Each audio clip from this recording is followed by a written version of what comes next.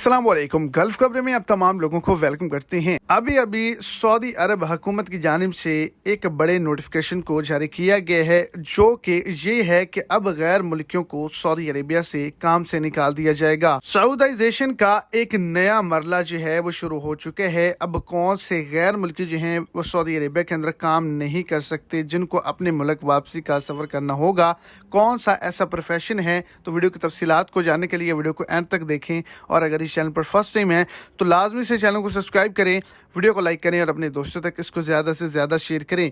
तो home food delivery service या फिर घरों के अंदर जो डिलीवरी करने की सर्विस है, उस पर गैर मुल्कियों के हवाले से एक बड़ी अपडेट को शेयर किया गया है कि गैर मुल्कियों की जगह अब सऊदी शहरियों को रखा जाएगा। सऊदाइजेशन के अमल को मुकम्मल करने पर गौर व फिक्र किया जा रहा है, क्योंकि होम डिलीवरी सर्विस के दौरान 27 गाड़ियां जो हैं वो चोरी की गई हैं। चोरी करने वाले मुकामी शहरी और गैर मुल्की थे, और ये कहा गया है कि अब जो सऊदी अरेबिया के अंदर काम करेंगे फूड होम डिलीवरी का, वो सऊदी शहरी ही करेंगे। इस पर बहुत जल्द बाकायदा तौर पर नोटिफिकेशन भी जारी कर दिया जाएगा।